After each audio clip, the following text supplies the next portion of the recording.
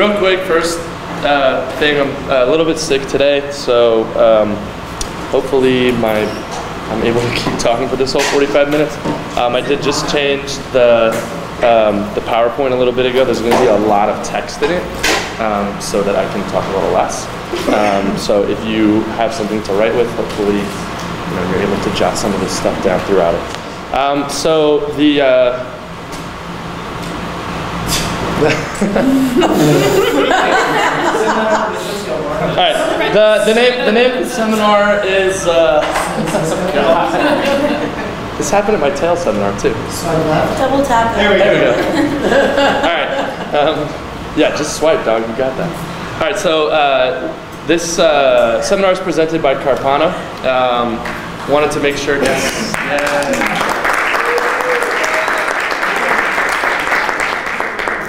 These fine shoes.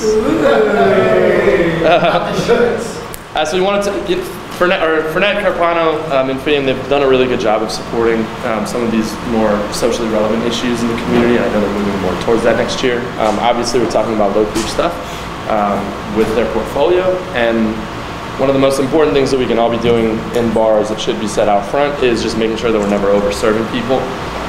So some of the cocktails that we're going to be serving today, they're all low proof. Hopefully driving that point home to y'all. So we're talking about crisis management and conflict resolution. This will be exploring. Oh, that sucks. Go to the next one. The picture's on top of it. Imagine it transparent. Where's Homeboy? Maybe he can get to work on this. All right, so what that says is exploring core concepts of crisis management and conflict resolution to provide a foundational approach for working bartenders.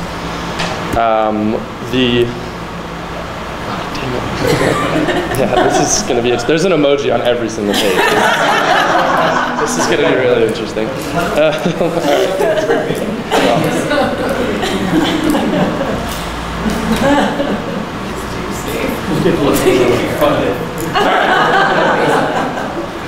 So much for not speaking.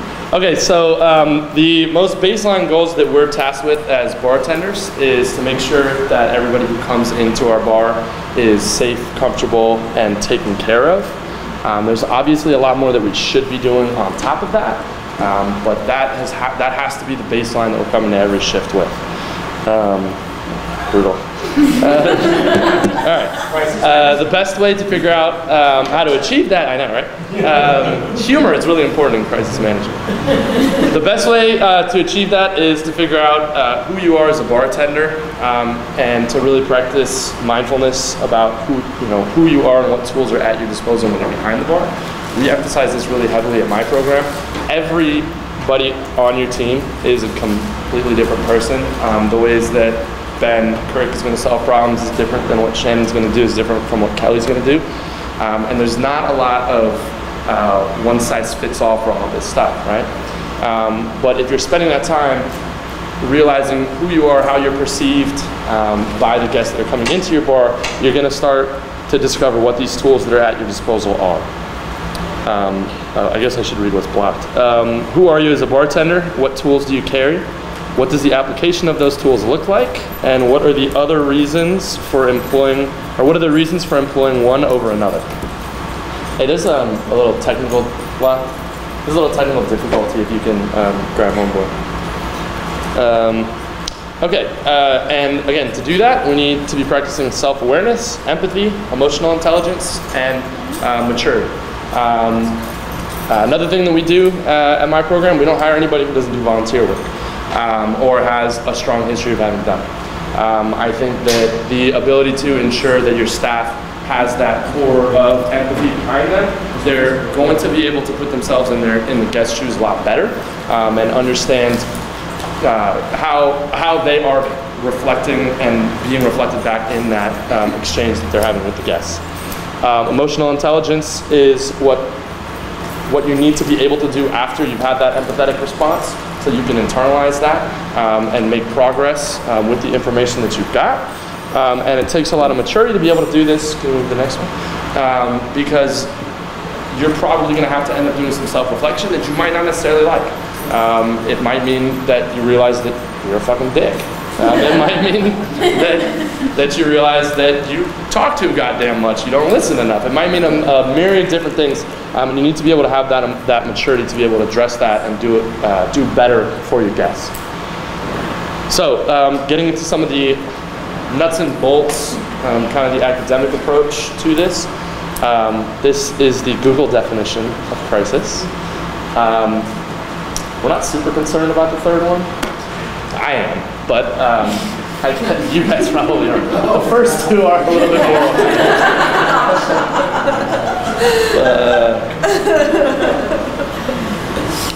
more. So a time of intense difficulty, trouble, and danger, a time when a difficult or important decision must be made.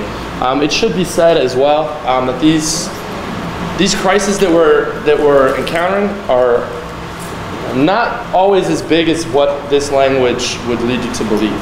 A crisis can be as simple, next one please, can be as simple as you're completely slammed at the bar and you don't have time to get to the guest who just walked in. You're building a 10-drink round and you can't drop menus. You, at the end of that 10-drink round, realize that you served somebody the wrong drink. All these different things that can come up that are a lot smaller necessarily than some of the bigger things, like a fight breaking out in front of your bar or somebody smoking in the bathroom or whatever it may be.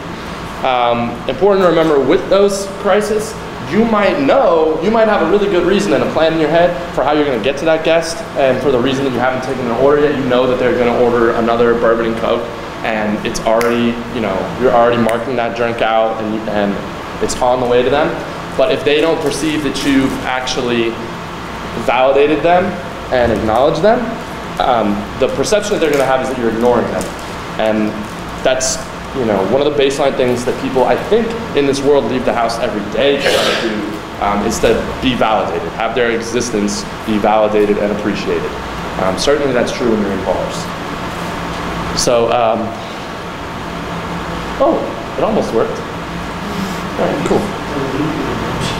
Well, it's playing off his. I got it right over here. You guys are screwed.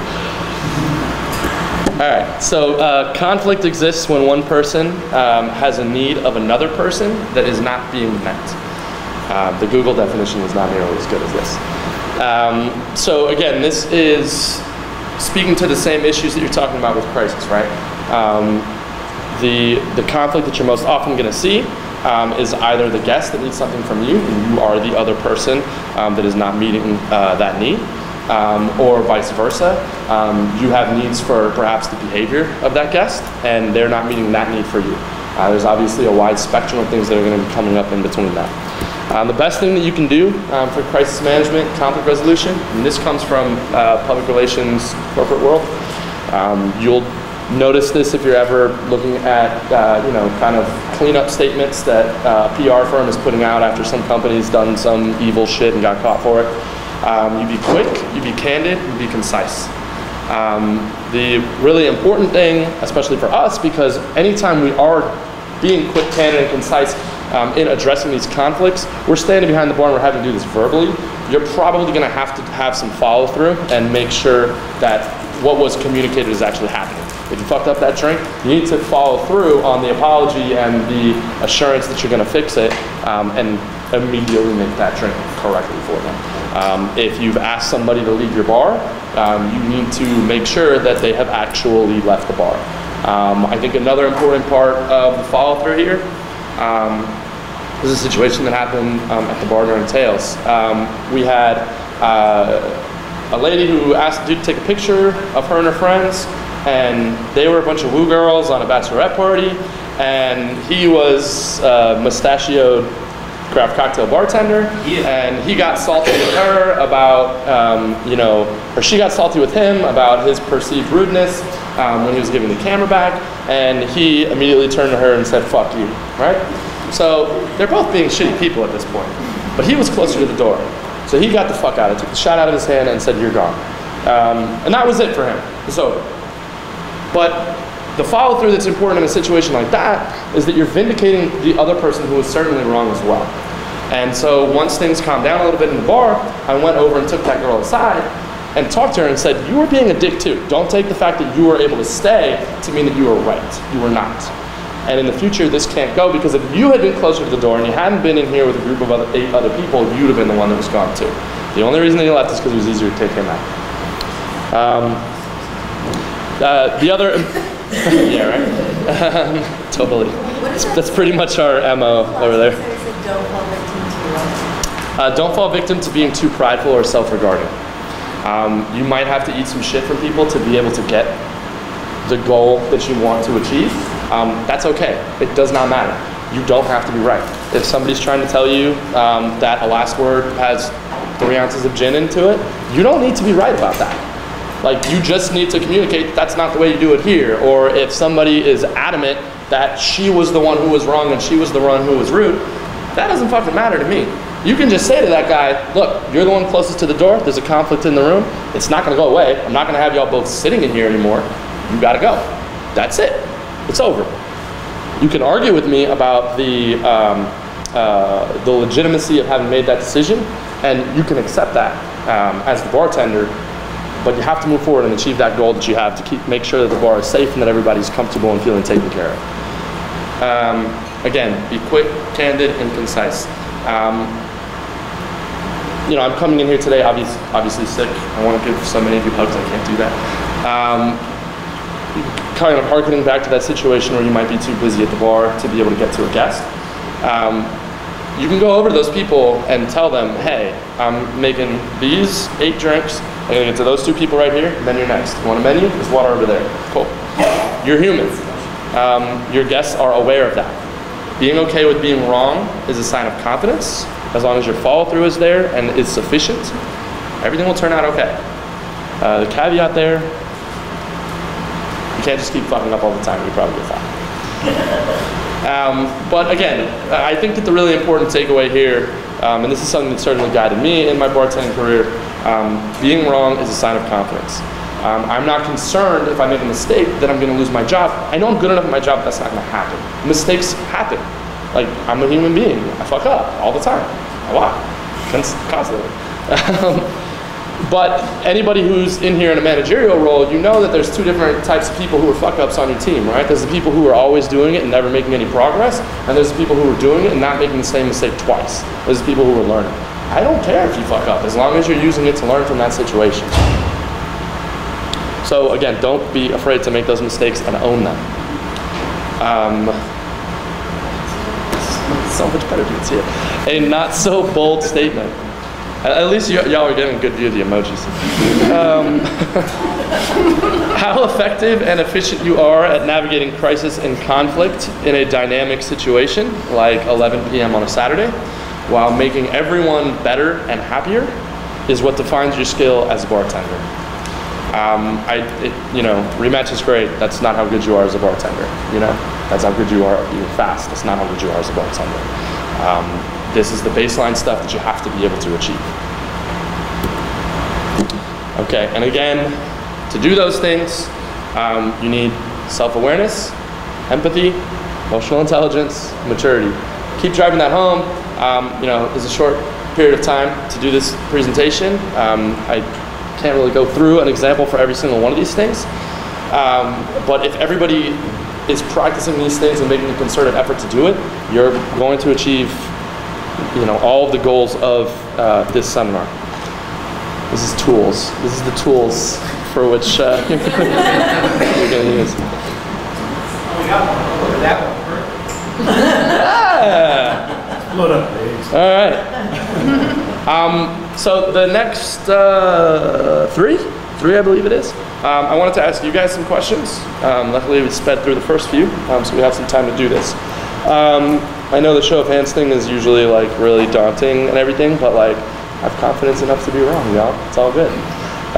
So what's the first thing that anybody does when a guest needs to be cut off? Tell the rest of the staff. Tell the rest of the staff? Anything else? Keep going. Give them water. Tell their friend. I want to say one thing about this. This is a really important thing when you have groups come in, especially. You want to make sure, like if that bachelorette party comes in, that bachelor party comes, whatever it is, if it looks like they've already been drinking, you want to start immediately figuring out who's the sober, affable, reasonable person in that group, because that's the friend who needs to be told.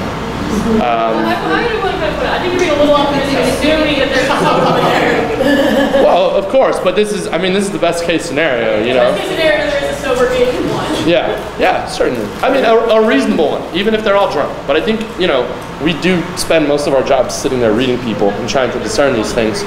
I think if you put 10 homies in the room, there's the guy who wants to be the alpha dude, and there's the guy who's, you know, copying whatever he does, and there's the guy who, you know, is going to be the one that calls the cab when they need to leave. That's the guy you want to talk to. If you can't figure it out, you can't figure it out. Keep going. What else? Anybody? Get them food, coffee, take their drinks away. If you do something... Just don't make it food. Like, can I get one more to walk? So I'm like, yeah, you know, I've got some drinks, but I'm going to make that right now. And I get people that are so drunk they... Oh, like slow pouring people? One of my bars is a really high volume bar, so we get people that are trash wandering over. Yeah. And so like, you're never going to get a drink. French Quarter. But, you know, yeah, you don't want to embarrass them. If they're not being rowdy, you know, I'm not going to kick you out because you got drinks somewhere else. I'm going to let you hang out with your friends. So I just lie to them. I'm like, yeah, I'll make your drink right now. And they just don't. And they'll forget. And then it's like, yeah, can I get another one? So I'm like, you sure can. Yeah, totally. And you just don't. And then they never get mad and 2 o'clock. You know what's a really good, another good strategy in that situation? If you know you're going, let's say you're making your round, these are the 5 people that need to hit right now, and you guys are wasted. We're going to give you guys your drinks, here's 2 waters for y'all. What can I give you? I'm not even making eye contact. I'm moving right on. Like, don't need to be engaged. You're not ready for me to take a drink order from you. And that's it. I touched you, and it's fine. Does anybody? Go ahead. Well, I have a question. I've never had to pull a drink from somebody. But how do you go about doing it without being a dick? That's okay. Well, it depends. Well, sometimes you can be a dick. Okay. When I took that shot out of that dude's hand, he was literally about to take it. I didn't give a fuck about being a dick. Oh, well, you can't assault other people. Yeah, get the fuck out of the bar. Right, but it also depends on if you're working in like a fine dining restaurant where you can't exactly tell somebody. Well, and this is the important point that I want to get to. Kelly, what were you going to add, and then we're going to address that. The big thing is you really have to look at this is don't lose track of them. Because nothing is worse when someone's super risk-averse and then you lose them into the dining room, the bar crowd, right, the bachelorette party next to them. Right, like what Blake was talking about. But immediately make sure everybody in the building knows this person's cut off. Not just that, you physically know where they are. Certainly. Yeah. Okay. What? Last question before I'm going to the next slide. Show of hands. How many? Again, this isn't just about things that you do. This is the first thing that you do. Does anybody have a first thing that they do that somebody else already mentioned? A first thing that they would do? Show of hands. Anybody? Okay. So not everybody raised their hands though, and I'm sure that all of you said that you and you and you, it wasn't the same thing that somebody else told you, right? And this is going back to this larger issue that you have to figure out what the tools are that work for you. The first thing I do is not the first thing that you do. It's not the first thing that you do. If the venue's fine dining, you can do that. Or get bartending. It's a craft cocktail dive bar. My tools are completely different than when you're working at Doris Metropolitan, which is like one of the most expensive restaurants in New Orleans, right? But again, this goes back to the fact that there's no one size fits all for this. Next one. Another moment for questions here. Good for you. Yes. Oh, cool. I think I know what's this. Okay. Shit. Some of these are gonna work. Okay. First thing you do. First thing you do, then on the guest needs to be directed to. First thing you do. Sorry. Autocorrect is a bitch. First thing you do when a guest needs to be directed to leave another guest alone. Another show of hands. First thing you do when you need to tell somebody to back off on another guest. I think maybe because I'm a man. But that's the point, is you're going to have a different perspective. I get physically between them. Well, okay. It's a man and a woman. So you're talking about like putting yourself on the bar, leaning in. Someone being lascivious towards a woman and her being Do you go around the bar or do you? Oh, I'll go around the I'll go around the bar and just insert myself in a way. Whoa, Sam, what are you doing? I won't directly address the person that needs to ask that I need to ask to leave the other guest alone. I'll directly address the guest who needs to be left alone and be like, hey, is this person bothering you?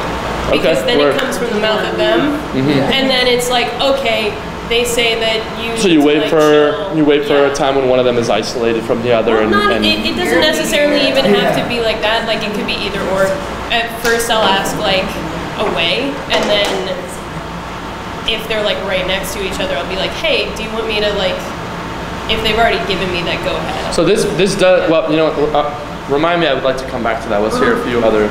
What I do is I find out, you know, you should be able to read body language. I don't work in fine dining or turn and burn.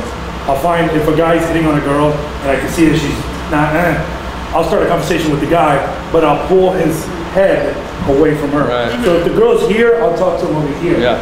Hey, can I get you something else? What's going on? Yes. Because if she wants to, she just I books. disagree with that. Well, but you know what though? Part of the strategy in doing that, and I certainly take this as well, and I think I do this one all the time. And I think that the important part of it is, as a bartender, you don't get to think about yourself.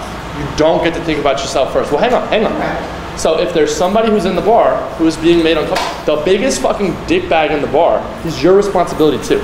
The guy who's hitting on all the girls in the bar, he's your responsibility. So's the lonely guy on the other side of the bar who just wants to talk to anybody. You have to find a way to engage both of them.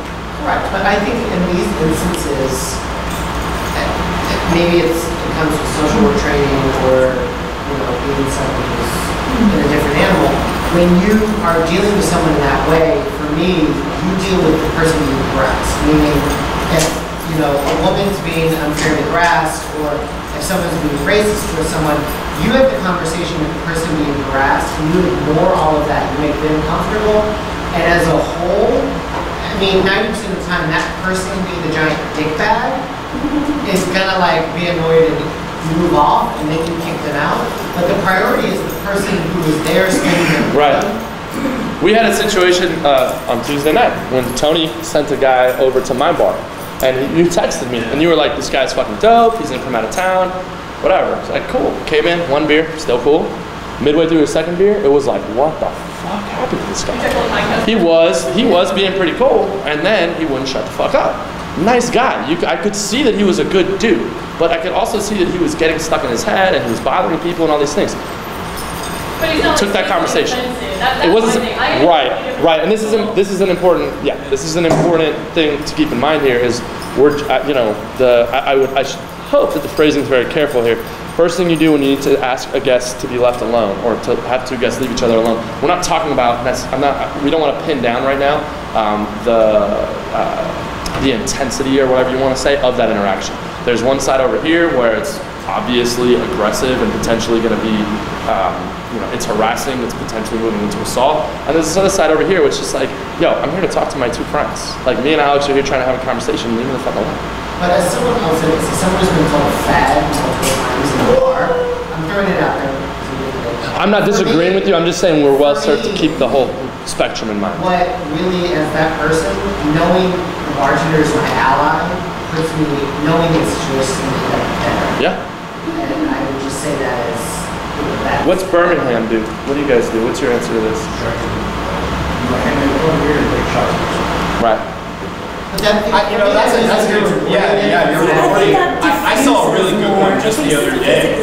Literally, a guy was trying to give slow hugs to everybody, to dudes. He was just like, and he's asking first, can I slow hug you? And the bartender was very, like a buddy of mine was like, just directly, do you know this guy? No.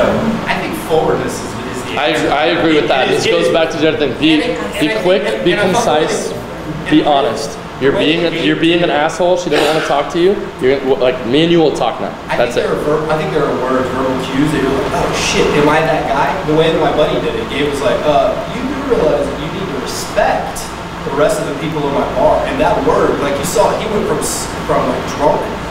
He heard that word respect, and he's just like he was just crushed. Right. Oh shit. So we got to go to the next part. But I think again the takeaway that I am constantly trying to drive home here is that you guys are all using different techniques. Some of them are best, some of them are better, some of them are good. But the more time that you're spending thinking about these things, you're going to figure out what works best for you. These are all completely different situations. Are we on to the next slide? Okay, and then because we do have people like Kelly, or beverage director, and this is something that certainly comes up for a lot of the managers here, What do you do as a manager when dealing with two staff members in conflict? Show of hands. I'm gonna let me hear from a few new voices first. What do you do as a manager when dealing with two staff members in conflict? This doesn't necessarily mean it's on the floor. Okay. I'm going to try my hardest to never deal with anything like that during the shift. What if you're talking about somebody who keeps bitching about their opener and they're not, doing all their prep work and it's consistently happening? So what would you do then? I've actually, I know myself to Europe, I've actually said, hey, one night, Friday night, person's really stop bitching, guess what we're doing that stuff. I said, hey, do me a favor, I'll call something tomorrow, please text me all the things that they didn't do. And I will make it tomorrow. So it's like they can release their stress and they can do text message, get it out, and then they can stop. All right. This is a really important concept that he's touching on, and it's going to be addressed later. One of the most important things to do when you are dealing with somebody who is feeling like they're in a crisis or a conflict state is to make sure that you listen first, you talk second, that they know that you're hearing them, that you know they're acknowledging not just their words, but the feelings that are behind that, and that they're valid. Any other managers? Real quick, I like to yell at them empathetically and be comparative. It helps me. I'm confused so about that. I'm like, are you fucking? I cussed. I'm like, are you fucking serious? I'm the one who's supposed to be getting on to you guys right now. Who am I to do that? I'm the, I like to compare it to me. Like, you guys know that if anybody should be doing right, it's you, not me. I like to make them better than me. I like to be the shithead. Be like, seriously, I'm the one. I mean, it's an important Slow part. Down. Be better than this. Yeah, shit flows upstream when you're a manager. We all know that. Right. Kelly, what do you? I mean, so we're a small establishment, to say the least. I have 5 frontline employees that work for me, and I dealt with this 2 days ago. What was that specific scenario? What did you do? Specific scenario, I have a new server who's in the building, and so there's an entitlement. They're terrible. There's an entitlement issue, and I have an older server who's been, with the company, with the restaurant for years, and has worked with me that entire time. Relatively phenomenal. So it's like a younger, older, different kind of, yeah. And I think the thing, obviously, if they're listening, but I sat down with each one of them one-on-one, and I took notes. And then I sat with them together and just basically read the notes off, not letting them talk right away, saying, okay, both of you come to me, here's what I've heard from both of you. I'm going to go over what the company. This is a really important thing, and is that you need to together find a way to move past. You need to make sure that, in all of these situations, whether you're talking about going back to that other one where we're trying to figure out, is this person bothering you? Is this a sexual assault situation that's about to come out of this? Or is this 2 people having a civil political argument or not? Or is this 2 employees who are pissed off at each other, whatever? You have to come and work from facts. You have to figure those out first. Then you can come in and mediate, negotiate what it's going to be. But just as you have to listen to that person in Blake's example, make sure that they've been heard and validated, you need to do that from both people before you come in as manager and start to mediate that. You have to resolve. I mean, there can be no wait time. I think immediately no wait the time. easiest thing oftentimes is to just say, don't let the guests see your stress. Yeah. Well, you can. Yeah. Never let them see you sweat. Right. That's the old saying. But like Blake is saying, something that he brought up was that employee who then starts complaining on the job. You can't have that shit. Like, absolutely not. Absolutely not. About fucking anything. So you have, nipping this stuff in the bud is a really important thing. We're going to get to a side in a little bit where we're addressing monitoring and surveillance, I believe is what I still have it listed at. That goes for making your rounds on the bar. That also goes for making sure that you know where all your staff members are at. Try to once a week, if you don't have a massive staff, have some FaceTime with one of your people. Help somebody close and just shoot the shit with them. If you know that they're going to be out at this thing, like, make sure that when you're there too, go over there and just figure out where they're at. That goes into that's another important part of monitoring, right? You need to know where everything is at that's happening in your business. I'm gonna move forward. I'm trying to get to a point where we have a Q&A at the end, so really write those questions down. I'm gonna take all the questions and then answer which are most relevant. I'm gonna move past the first one there, but where are the moments of interaction, passive and active, when you can set the tone for a person's experience in your bar?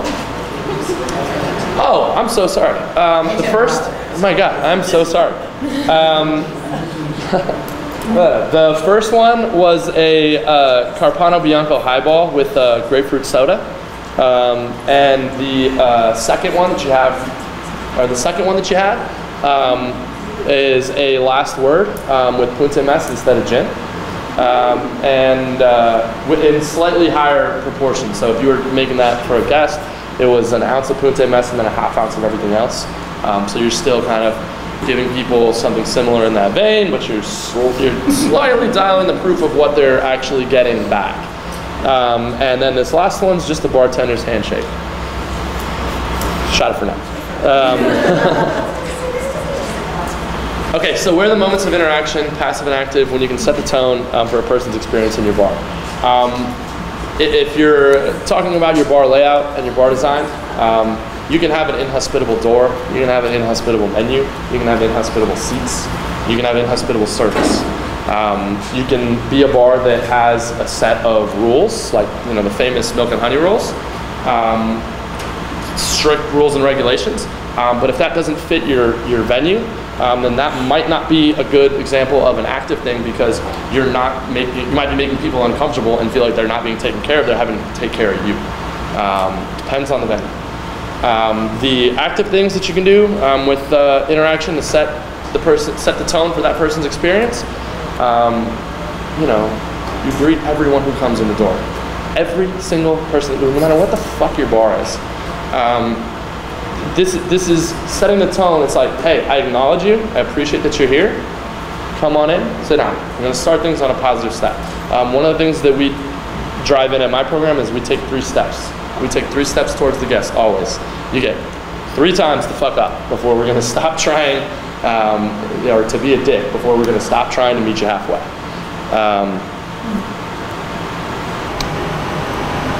Hold on this one. All right. You go next one. I see some of okay. Some of these are going to work. All right. Applying an academic approach to conflict resolution in your bar. So I guess we're kind of moving into the next section here. And this is kind of the main part that I wanted to make sure I got in the text to try to save me from having to talk too much. Not that that's really happened. All right, so this, if you are inclined to write something down, these might be the bullet points worth taking down. On the one side, I have emphasized over and over this idea that you're all going to be using different tools to achieve these goals. There are tried and true methods, some that are coming out of kind of landmark studies that have happened in bars. Mostly that have happened outside of bars.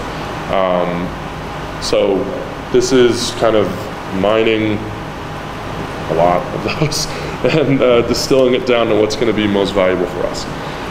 So monitoring and setting the tone. Conflicts don't happen out of thin air. Keep moving, work around your blind spots. So as we said, keep moving behind the bar. If you got a long bar, you got a U bar, you got a circle, whatever it is, you shouldn't ever not be in motion. I had a manager a long time ago. She was the worst manager I've ever had. And we used to call it dropping anchor. She would find out who the people she likes are and go 2 elbows on the bar and just sit there. It's like, you fucking suck as a bartender, dude. Like, you should be in motion. There is always something for you to be doing, something for you to be saying to somebody, something for you to be cleaning up, something for you to be doing. And this is the only way that you're going to be able to really manage what's happening in your room. If everybody's cool, everybody's cool. But if you don't actually get to go in and do that little bit of eavesdropping or get to that other side of the bar where you can hear where the tone of that conversation isn't exactly right at that table.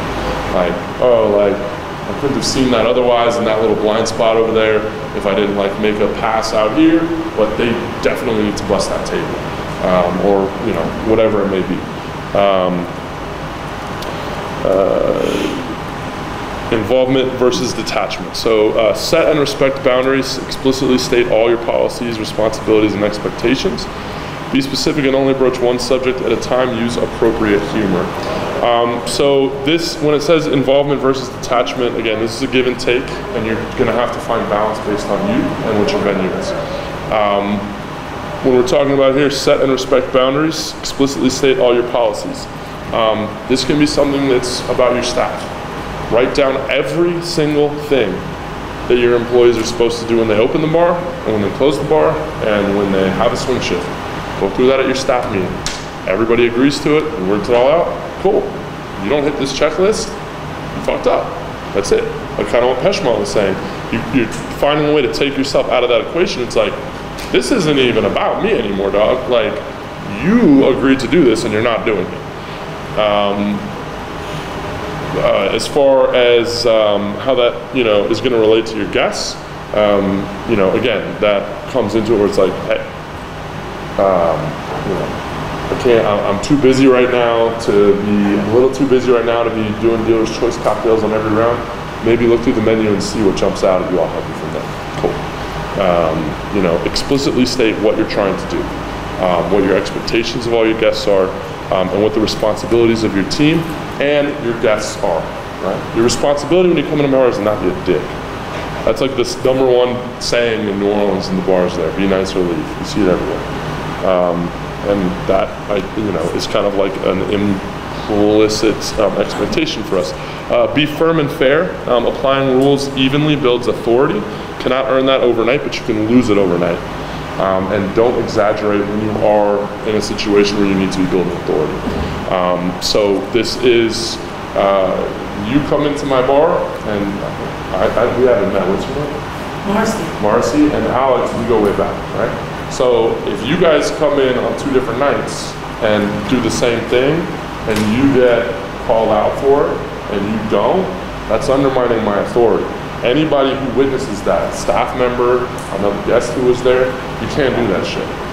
And there's really no good reason to be doing that, right? Either I'm being an asshole to you, or I'm letting you be an asshole, right? As far as not exaggerating, that's a really important thing when you're actually engaged in a situation where you're actively negotiating and resolving a conflict. If you're explaining to somebody what they did wrong, you don't say, dude, it's been like 3 months since you took the trash out at the end of your shift. Like, no, it's been like 5 times in the last like 6 weeks, Like, don't exaggerate.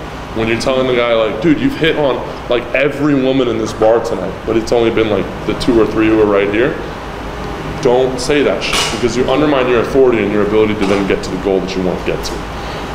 Common strategies. Verbal and nonverbal, language and communication, can seek to be connecting, not controlling. This is a really important thing when you're dealing with problem guests. Drunk people, they do not want to be controlled. All right?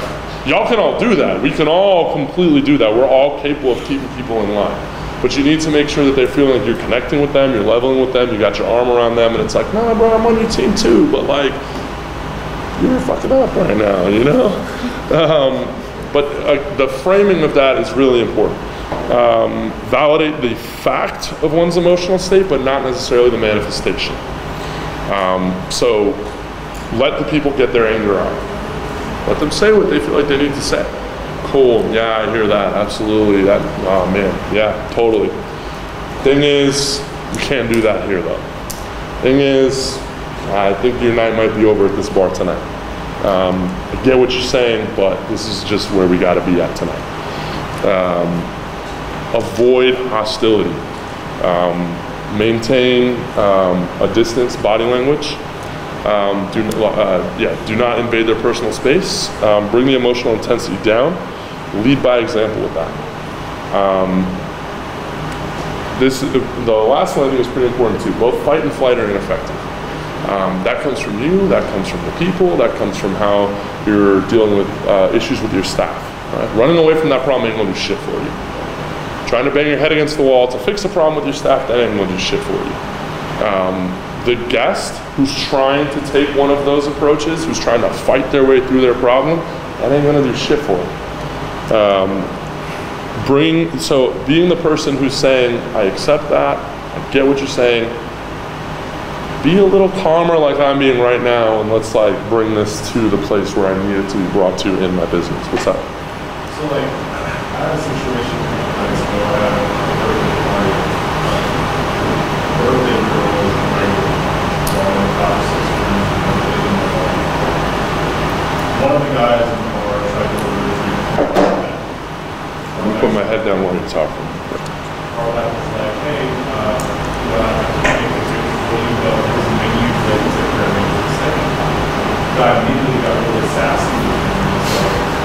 Well, if you're just standing there, what do you do? He was like, well, I'm a bar back, and he looks at me and goes, so what does he do then? And I actually, I stayed really calm throughout the whole thing. My response was this: I said, this job's actually more important than mine.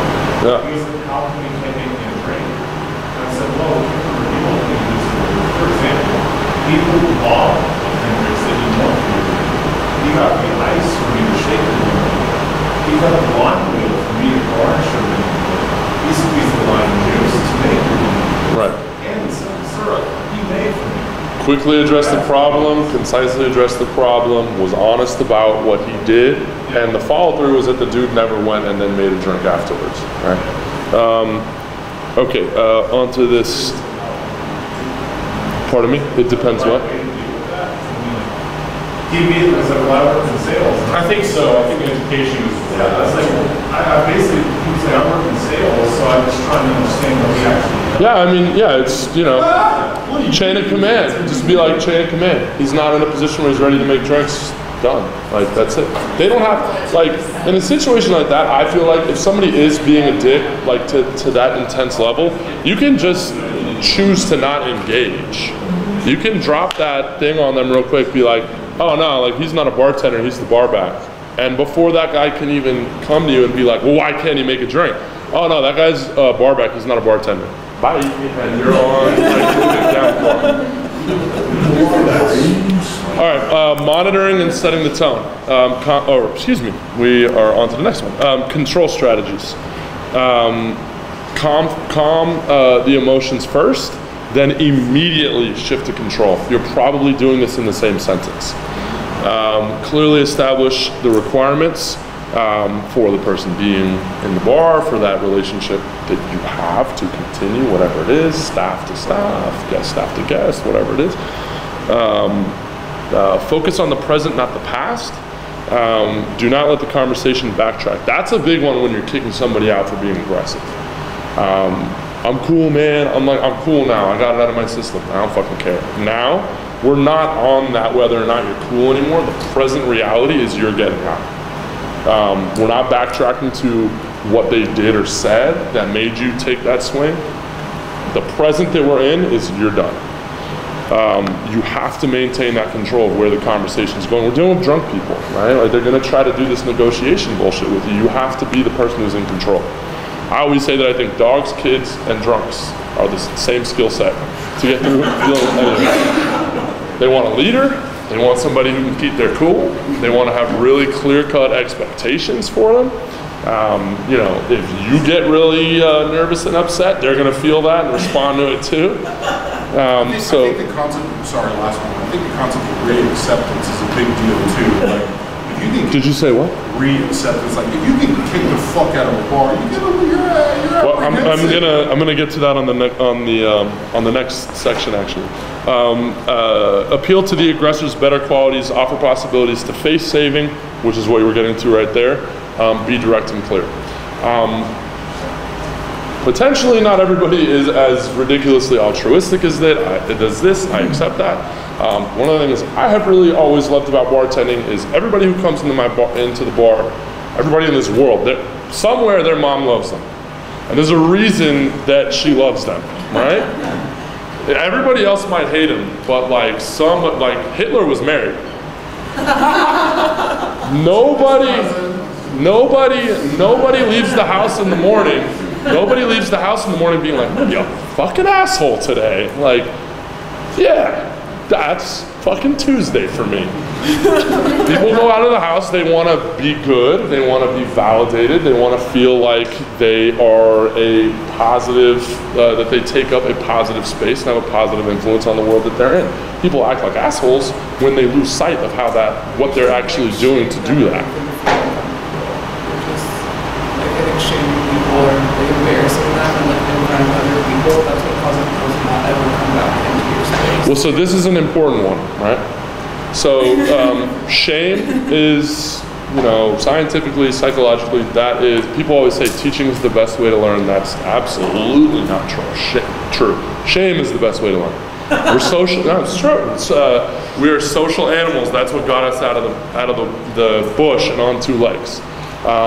The feelings of isolation, ostracization, those are the most powerful emotions that we feel as animals. So playing off of that and realizing this is how far I can take this is how far I can't take this, is a really valuable tool that you have. And again, it's going to depend on what the situation is that you need to be going. I think that a lot of times shame is really good when it's just one-to-one. Or if it's like you're with your best friends and you know that the guy's with his best friends, you know they're uncomfortable with the way he's acting and that they're not going to back him up if you clown on him for it. Drop some shame on that fool. So it can be a valuable tool, but it can be dangerous. Do not embarrass the aggressor if you get to a point where especially if there's physicality involved. If somebody's being physically aggressive, do not embarrass them. You're just going to make the situation worse. Allow for a do not allow for a perceived loss of space. And I believe this is in the next slide. Once you're in that place where you're negotiating with them, you want to offer them situations where you've said, dude, this is not you, man. Like, what are you doing? Like, come on, like, this is ridiculous. How about you do this? Why don't me and you go outside and we'll have a little glass of water real quick and talk about what's going on with this? And it's like, put a little shame on you and give you an opportunity for what you can do to save face. All right? That's a really important thing to do. That give and take, this is one of our most powerful tools, but it can be really dangerous. With great power comes great responsibility. Remove the audience effect, negotiate one-on-one as often as you can. That moment when people are kick his ass, Seabass, like that moment when people are like egging their friends on, you cannot afford that. Limitations, if any situation is truly out of hand, I think you've all read that section by now. You have to do cost benefit on that. Oh yeah, next one. You got 5 minutes. Yeah, okay. So go to the next one. I had a really hard time figuring out the emoji for this. It should have been turned. That's a good one. Yeah. I've not seen the thumb very often. So these are really important disclaimers. This is not a venue. I'm not a person that's right now equipped to really dig into these things. When we get into the Q&A, if anybody wants to talk, well, if we even have one or whatever, I am not capable of addressing any individual situations. If you want to talk broadly, we can do that. I'm not a social worker, I'm not law enforcement. It is irresponsible for me to engage in that today. What? You know the answer. I think there's this desire right now for people to be addressing this. This has become like an undeniably and a justifiably hot button issue. And I think a lot of people are doing a disservice to actually making progress there by not being responsible without addressing it. So something to keep in mind as you're engaging in conversations like that. So from the Department of Justice, sexual assault is any type of sexual contact or behavior that occurs without the explicit consent of a recipient. Fucking dumb. If there is anything that is not clear about that, if anybody tries to sneak around, oh no, that wasn't this, that wasn't that, bro, what you just did was sexual assault. That's the legal definition. So we're moving forward from that right now. Don't argue with me about why it was okay or welcome or whatever it was. Facts that I think we need to confront. 9 out of 10 times, sexual harassment is male on female. I tried to keep the words in this presentation non-gendered, but that is a really important fact that we need to be aware of. 3 out of 4 sexual assaults are perpetrated by people familiar to the victim, and less than 2/3 of all assaults are reported. Alcohol is by far the most frequently used drug in sexual assault. You know what? Y'all can read. I'm short on time. So this is happening in our bars. Like, people are leaving hurt and scarred and damaged in our bars. That's a fact. It's happening. So finding ways to be, more careful, more mindful, more aware of what's happening in your bar. Working on finding tools to figure out, to suss these situations out and how to deal with them when you do. Again, I don't know that this is the correct venue. We probably need about 2 or 3 hours to get through that. And I know that there's some push right now that we're talking about possibly doing that. Real quick, Kelly, real quick. Yeah, please. It's also, I think, our responsibility as bartenders to make sure guests aren't sexually assaulting our employees. Oh, certainly. Thank you for bringing that up. Yeah. Absolutely. This is kind of I think an easy tendency for a male to overlook in this situation.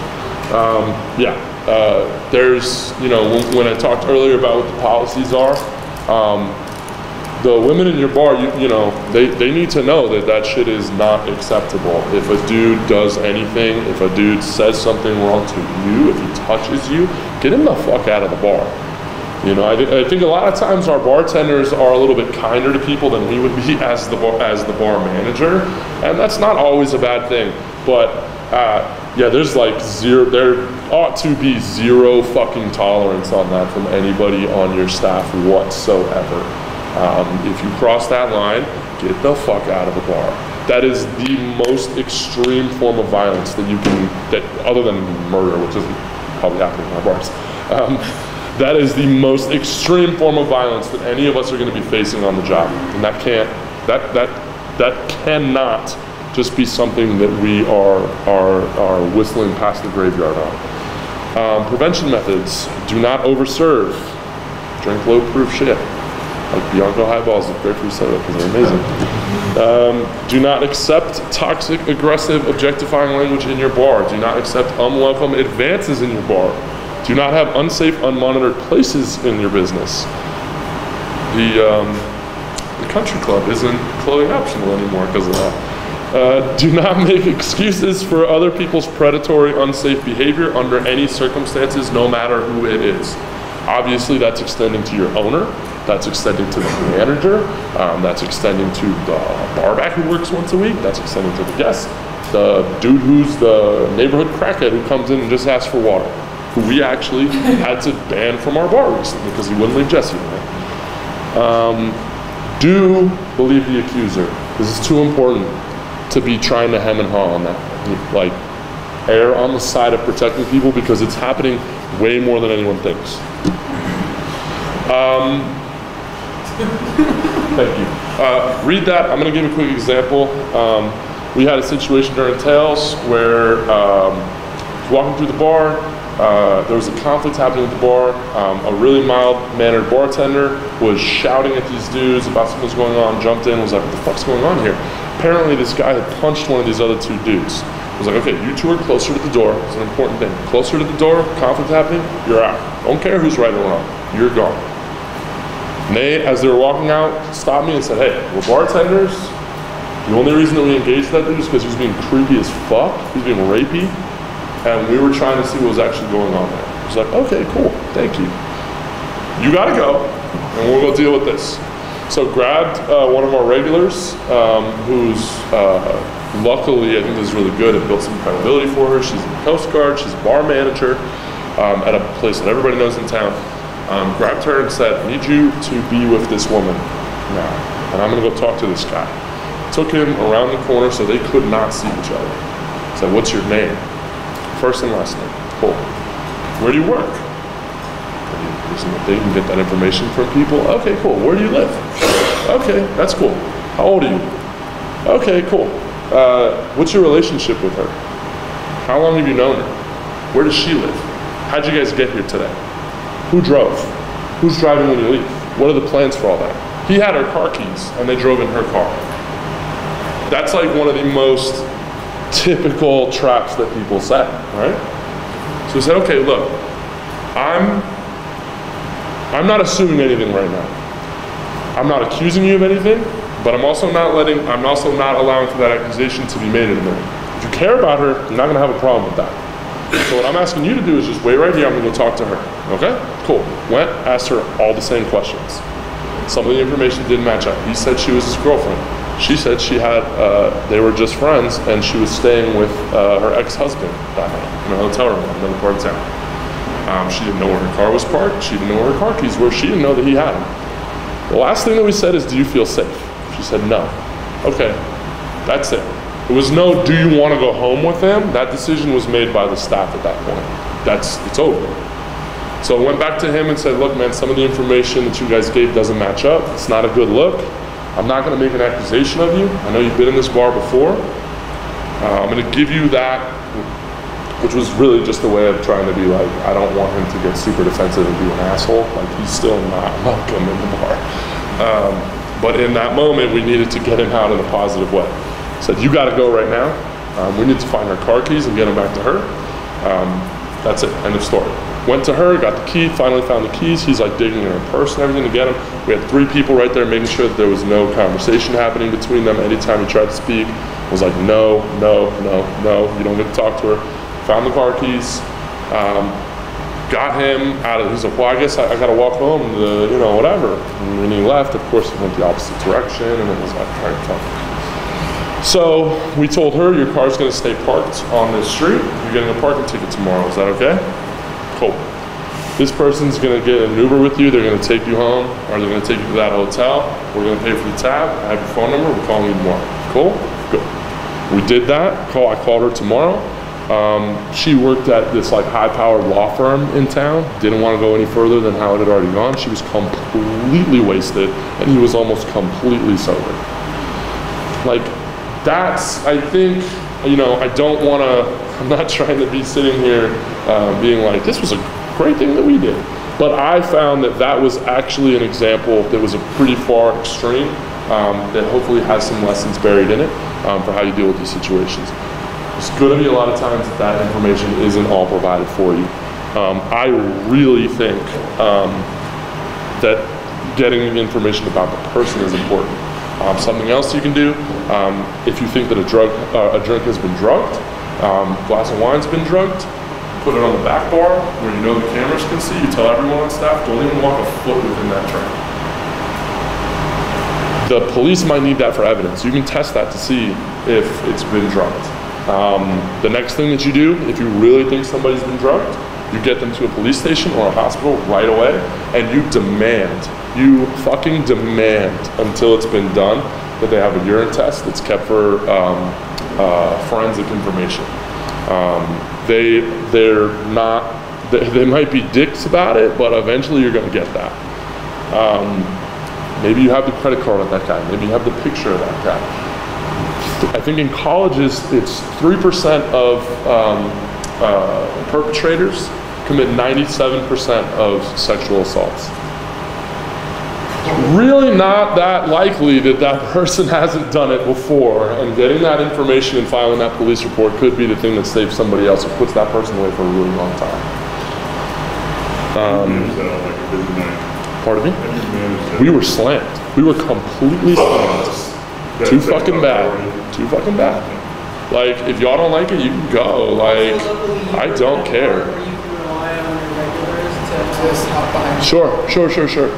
Yeah, well. I'm surprised how people react. We had a similar-ish situation with people getting aggressive and they were like, we're going to write the most horrible things on Yelp, and this place sucks.